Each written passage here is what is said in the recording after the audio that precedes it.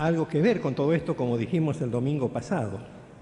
Algunos hermanos se preguntan, ¿y por qué las noches que hay que evangelizar hacemos estudios bíblicos? Porque son estudios evangelísticos. Porque cada uno de nosotros tiene que pensar si está salvo o no, si va a ser condenado o no, si va a ir al cielo o no. ¿Y qué dice la Biblia? ¿Qué dice la Biblia? Entonces vamos a abrir la Biblia en el libro de Apocalipsis, que estábamos viendo ya el domingo pasado. Y quisiera leer primero un pasaje medio raro que está en el capítulo 15, a partir del versículo 5.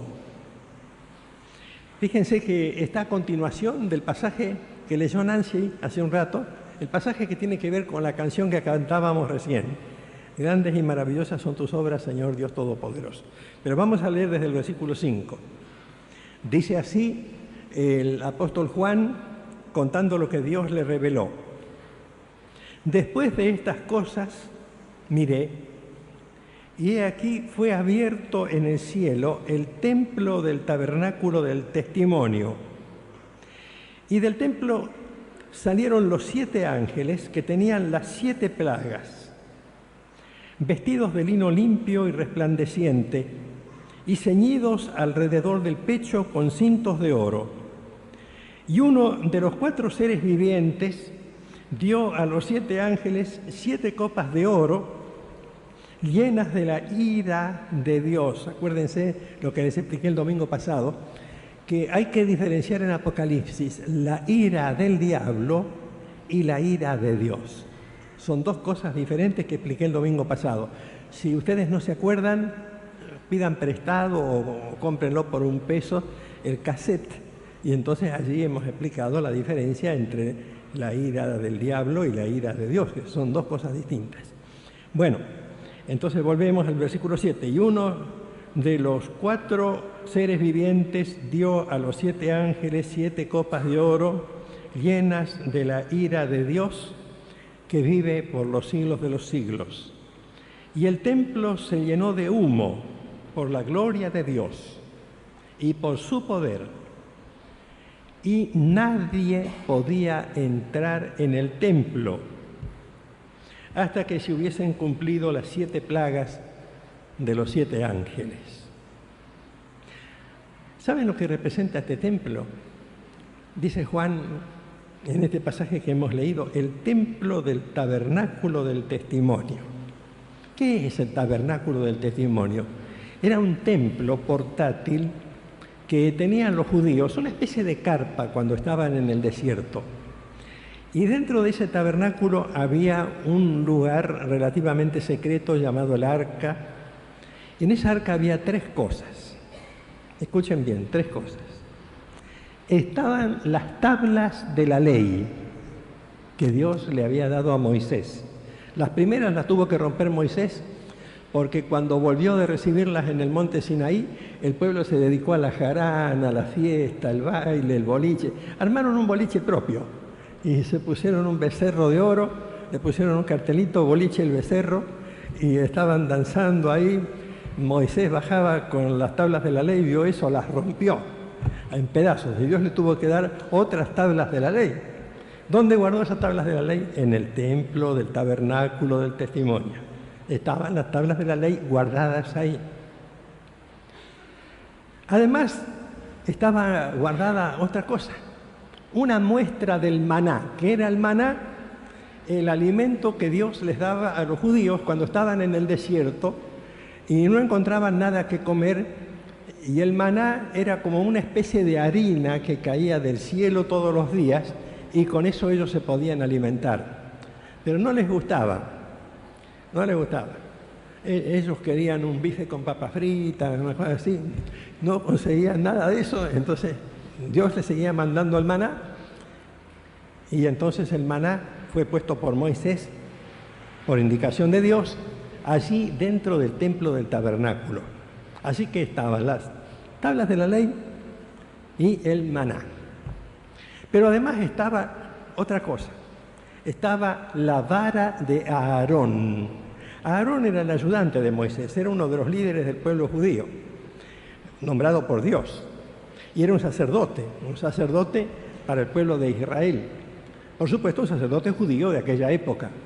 Esa vara había sido utilizada en las conversaciones con Faraón, tanto que, según dice la Biblia, Aarón arrojaba su vara y su vara se comía las varas o serpientes de los magos de Egipto. Es decir, era una vara milagrosa, representante del poder de Dios, o representación o símbolo del poder de Dios. Y Moisés la hizo guardar por indicación de Dios dentro de este templo del testimonio. Así que había tres cosas: las tablas de la ley, el maná y la vara de Aarón. Pero ¿qué pasaba? Las tablas de la ley representan la ley que nunca fue obedecida. Porque ¿quién obedeció la ley de Dios? Ni nosotros, nadie. La Biblia dice que no hay justo ni aun uno. No hay quien haga lo bueno, no hay ni siquiera uno. Todos pecaron y están destituidos de la gloria de Dios. Así que las tablas de la ley nadie obedeció. Nadie. No hay ninguna persona perfecta excepto Jesús en toda la historia de la humanidad. Así que eso era el símbolo del rechazo del pueblo a la ley de Dios. Después estaba el maná. ¿Qué pasó con el maná? Había sido rechazado. No queremos el maná, estamos podridos del maná, basta de maná, se acabó el maná. Salían en manifestación con carteles, maná no. Y bueno, entonces era el símbolo del rechazo de la provisión de Dios. Dios nos provee cosas, pero nosotros no queremos hacer las cosas de la manera que Dios quiere. Como dijo nuestro hermano Beltramo recién cuando oraba, tenemos que ofrendar. Y sabemos que si ofrendamos, Dios va a proveernos lo necesario para vivir, pero no lo creemos. Entonces no ofrendamos.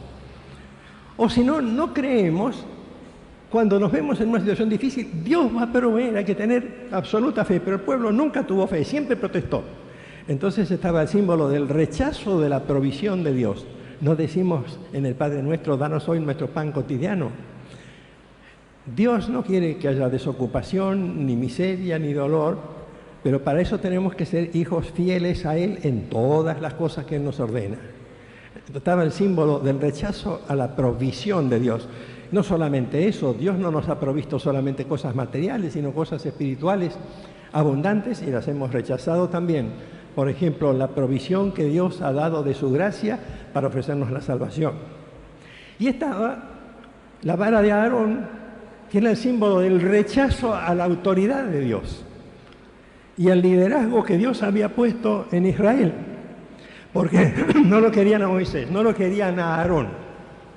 Siempre protestaban, cada vez que pasaba algo, la culpa la tiene Moisés, la culpa la tiene Aarón. La gente estaba tan descontenta con Aarón como algunos están descontentos con Menem. Y no lo podían ni ver, ni a Aarón ni a Moisés. Entonces Dios dice, me rechazaron en la ley. Me rechazaron en las bendiciones, me rechazaron en mis sacerdotes. El templo del tabernáculo del testimonio. Entonces, ¿qué sale de ahí? Dice la Biblia, salen los ángeles que llevan la ira de Dios. ¿Qué es la ira de Dios? El castigo de Dios contra los que rechazan su ley, su provisión y su autoridad. ¿Entienden ahora qué quiere decir este pasaje? El castigo de Dios. ¿Por qué? Los que leían el Apocalipsis sabían lo que significaba el tabernáculo del testimonio, porque este libro no fue escrito ahora, fue escrito hace 20 siglos, y entonces en aquella época sabían todos que el tabernáculo tenía esas tres cosas.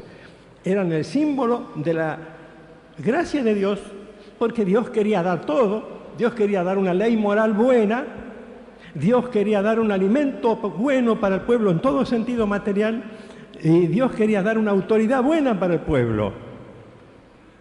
Eran símbolos de la gracia de Dios, pero la gente rechazó la ley, rechazó la bendición de la provisión y rechazó la autoridad. Entonces se había transformado en un símbolo de rechazo. Por eso salen los ángeles llevando la copa de la ira de Dios. Pero aquí hay un pasaje muy importante, dice, entonces nadie podía entrar en el templo. Este templo es simbólico. El tabernáculo no era un templo grande como este, era una cosa chiquita. Era simbólico de lo que Dios quería dar y de lo que el hombre no quería aceptar. Entonces, muy bien, Dios durante todo el tiempo ha ofrecido su ley. Ahora es una ley de misericordia, de gracia, de perdón. Dios ha ofrecido provisión de salvación, de redención, de la sangre de Jesús para limpiar nuestros pecados. Dios ha ofrecido su autoridad para guiarnos porque solos no sabemos andar en este mundo y hemos dicho que no. Entonces Dios cierra el templo de su gracia. Nadie podía entrar al templo. El día que se desate la ira de Dios, no habrá oportunidad para salvación. Nadie podrá ser salvo. Eso es lo que quiere decir este pasaje. Ese día, nadie. Durante la tribulación, que es la primera etapa, sí hay personas que serán salvadas. Una multitud que no se podía contar, dice la Biblia. Durante los tiempos difíciles que ya estamos viviendo, sí. Pero dice la Biblia, en el Evangelio de Mateo, capítulo 24, alguna cosa muy interesante que yo quisiera que ustedes tuvieran oportunidad de pensar.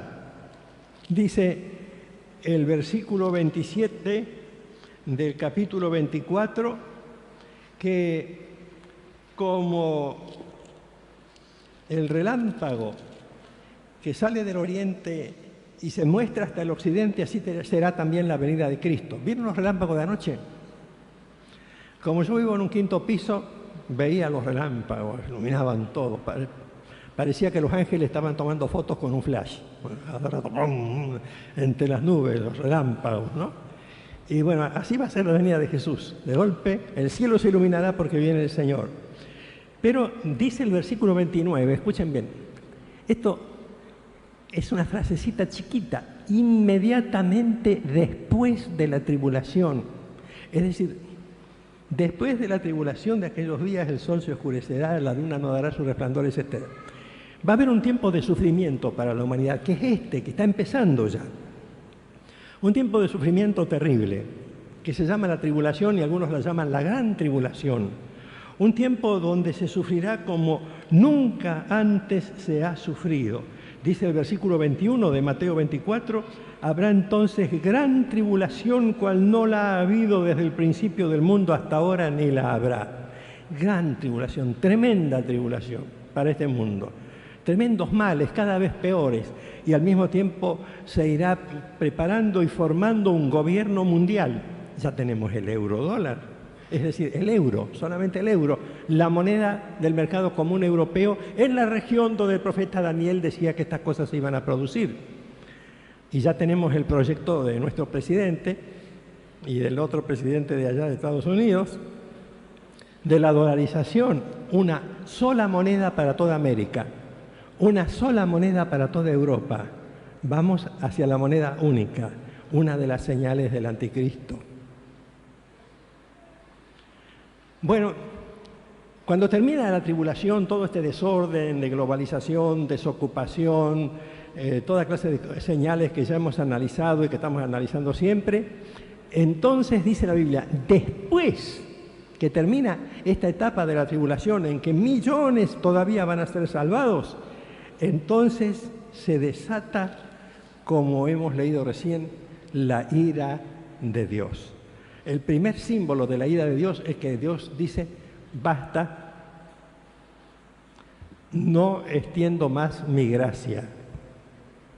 Hay gente que se salvará durante la tribulación, como vimos el domingo pasado, cuando el apóstol Juan dice que vio una multitud que nadie podía contar, de todo linaje, pueblo y nación y de toda lengua, y él preguntó, o le preguntaron a él, ¿quiénes son estos? Él no sabía.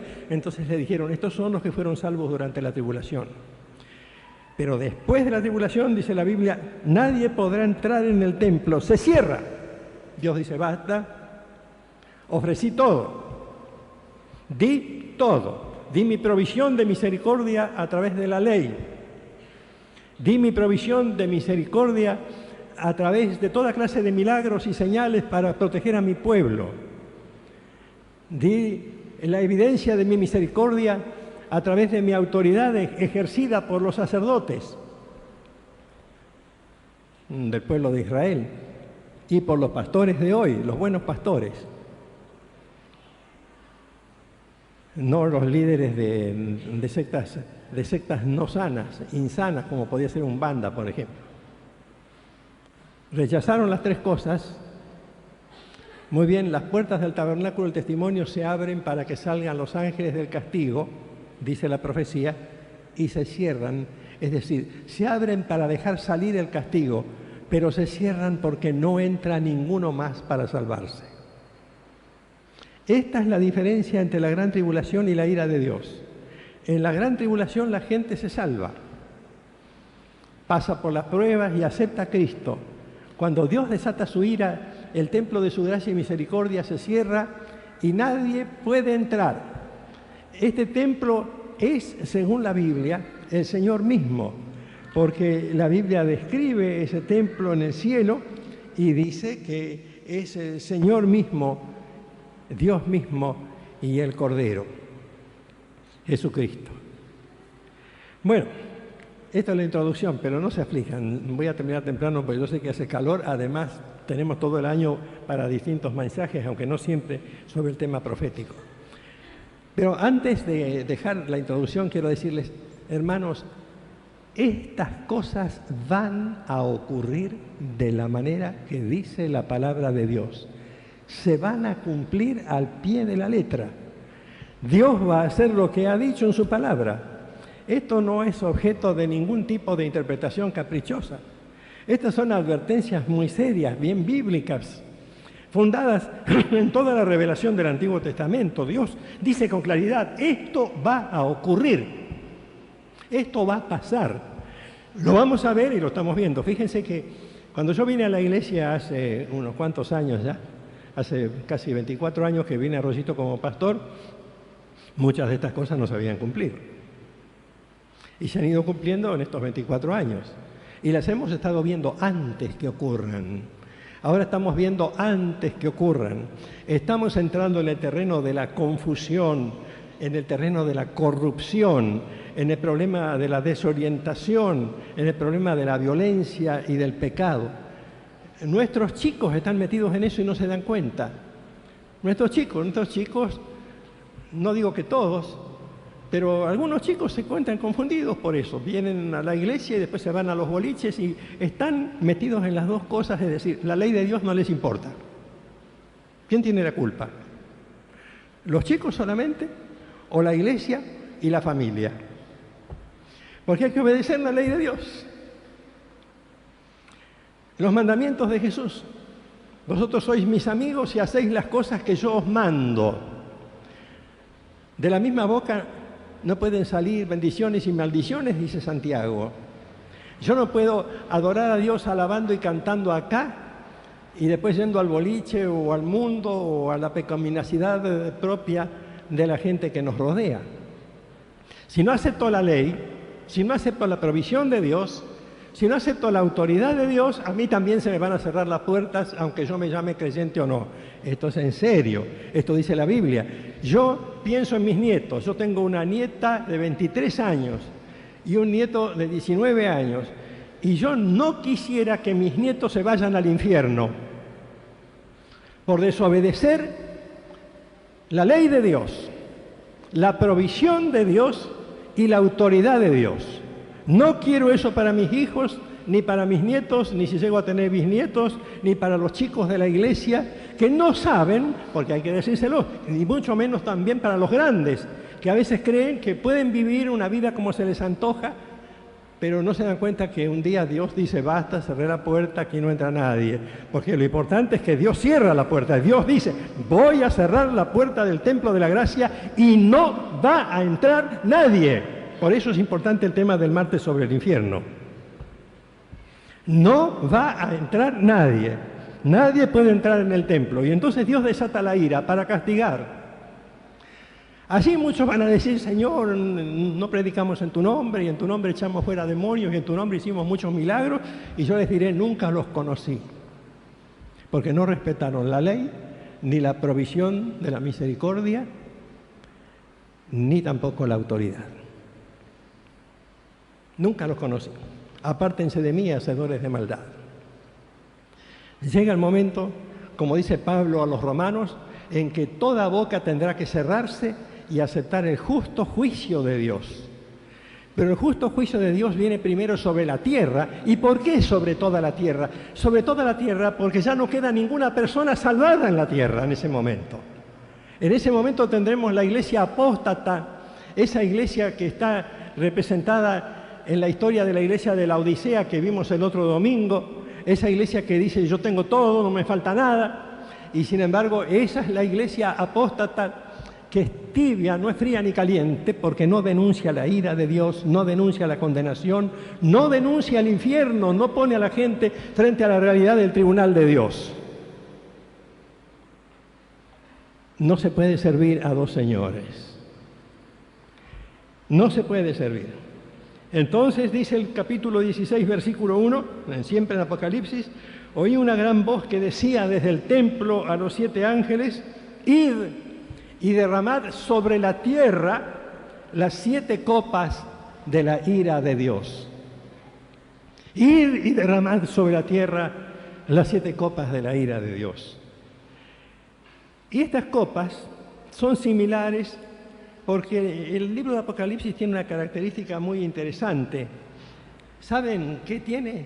Tiene diversas visiones de las mismas cosas. Se los voy a demostrar. Busquen el capítulo 6. Capítulo 6,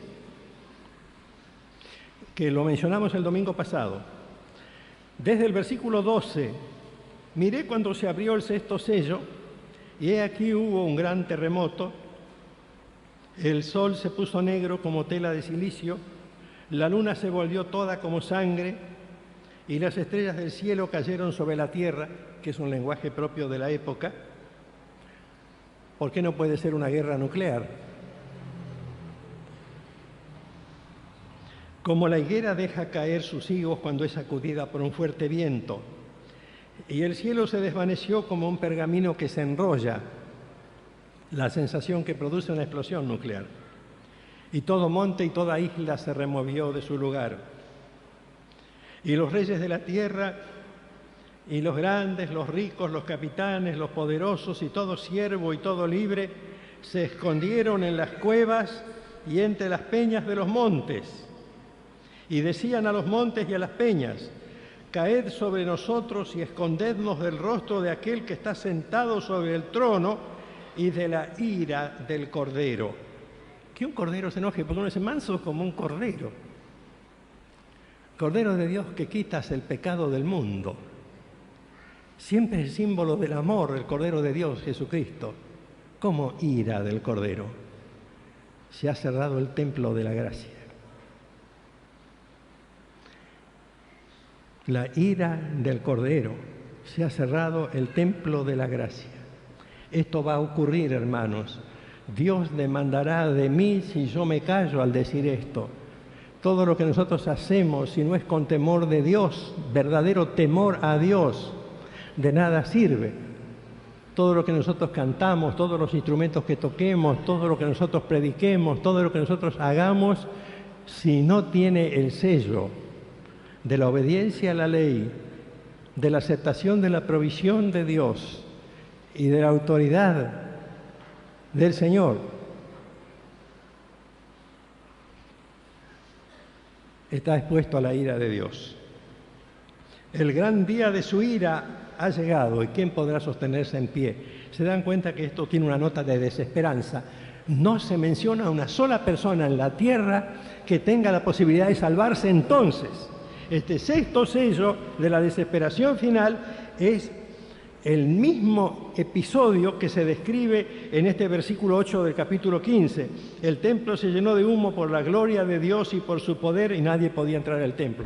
Ustedes piensen, la gloria de Dios cerrando la puerta, porque la gloria de Dios abre las puertas. Venimos acá para dar gloria a Dios, para alabar, para adorar. Y hay un momento en que la gloria de Dios hace un proceso inverso, como si fuera el polo negativo. Cierra las puertas, la gloria queda reservada a quienes entraron al templo, quienes son parte del templo de Dios, los que son piedras vivas, sacerdocios santos que edifican el templo, la casa de Dios, ahora, en sujeción, en obediencia. Entonces aquí la descripción es altamente simbólica para nosotros, tal vez mucho más que para los que vivieron entonces, que sabían más de Biblia que nosotros, mejor dicho, más del lenguaje bíblico de Apocalipsis. porque conocían más. Hay un momento en que yo podré cantar todas las alabanzas que pueda y tocar todos los instrumentos que pueda, pero si las puertas del templo se me cierran, me quedaré afuera, como en el caso de las vírgenes fatuas de las que hablábamos el otro día. Tendré que quedarme afuera, porque Dios dirá, basta. Entonces ahí está el tema de la ira de Dios. La descripción de cómo Dios castiga la tierra es muy larga para analizarla en una noche solamente. Pero lo que quiero señalar es que la ira de Dios desatada sobre la tierra no producirá un solo arrepentimiento. Porque al acabarse la gracia de Dios que obra durante el tiempo de la tribulación, que Jesús mismo dijo, ahora después de la tribulación, dice Jesús, vendrán las catástrofes cósmicas, dijo Jesús, Mateo 24 y también Marcos 13 dice lo mismo. Entonces, cuando esto se cierra, viene el castigo de Dios, terrible, tremendo, mucho más tremendo que un huracán, mucho más tremendo que esas tormentas que están viniendo ahora a la Argentina y que se nos advierte a través de alertas del servicio meteorológico. Cuando la ira de Dios se desate, ¿qué va a ocurrir? Dice el versículo 21, al final de este capítulo 16, que al caer del cielo sobre los hombres un enorme granizo, meteoritos o lo que fuere, como del peso de un talento, los hombres blasfemaron contra Dios. Es decir, la ira de Dios ya no provoca arrepentimiento. Yo me pregunto si todos los que estamos aquí de veras nos hemos arrepentido, si hemos tomado de veras los símbolos del gobierno de Dios y hemos aceptado de veras que si no obedecemos, aún a pesar de algún tropezón, de alguna flaqueza, si no hemos tomado en serio que si no obedecemos y aceptamos la autoridad de Dios, la provisión de Dios y la ley de Dios, estamos fuera. Estamos fuera.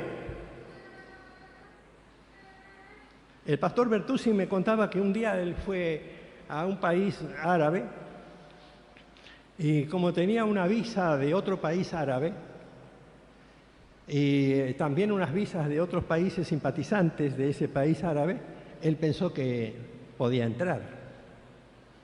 Entonces llegó con su pasaporte al aeropuerto y tranquilamente lo presentó, estando seguro que lo iban a dejar entrar.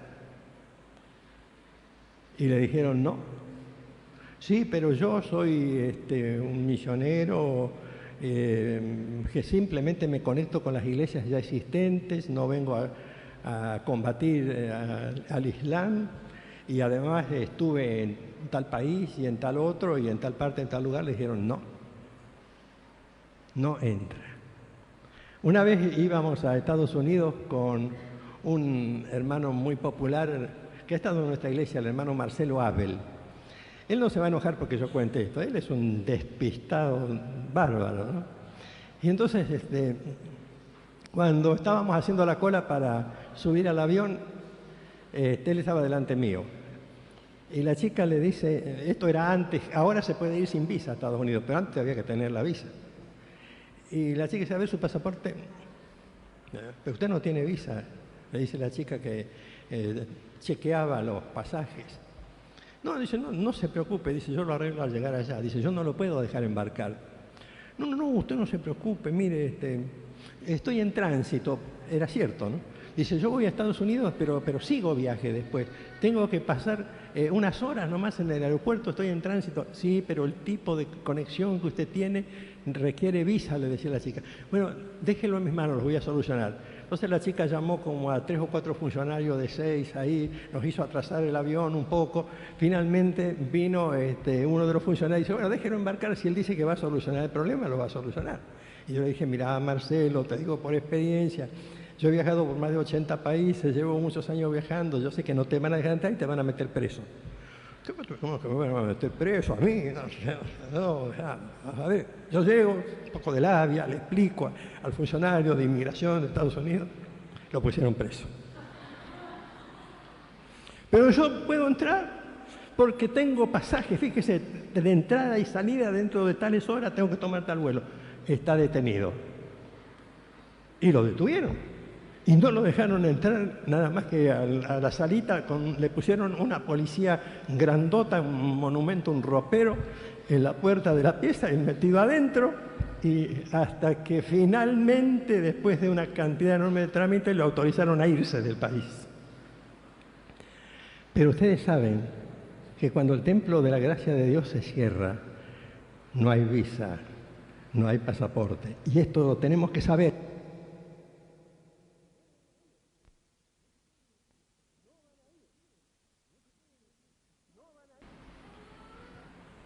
No van a ir. No se puede decir, yo hago lo que yo quiero. Aquí es, hago lo que quiere Dios. Y esto tenemos que tomarlo muy en serio, porque Jesús es el Cordero de Dios que quita el pecado del mundo, pero es también, según la Biblia, el Cordero que se enoja. Y tú como creyente, hermano, aunque tengas 100 años de edad, es exactamente lo mismo. Cuando Dios dice basta, es basta. No es que la salvación se pierde, es que los salvados se reconocen, dice la Biblia, porque obedecen. Dice Jesús, yo vine a dar mi vida por mis amigos, dice en el Evangelio de Juan. Vine a dar mi vida por mis amigos, y aclaró, mis amigos son los que guardan mis mandamientos. Si vos no obedeces es porque no sos salvo. Podés tener 15 años, 13, 16, 12, yo te aconsejo 80, 90 años, yo te aconsejo que vengas el martes y veas por qué Dios tiene las cosas tan en serio. Él quiere un nuevo mundo con nueva gente, un nuevo mundo con gente obediente, un nuevo mundo donde su ley, su provisión y su autoridad sea respetada. Él quiere eso antes que nada, porque si no hay salvación de verdad, no hay alabanza. Sin salvación de verdad, no hay alabanza. ¿Quieren que lo repita por tercera vez? Sin salvación de verdad no hay alabanza. Y la salvación es el conocimiento de saber que estoy librado de la ira del infierno, porque Dios tiene allí depositada su ira, que estoy librado del infierno y del castigo de Dios, estoy librado de eso.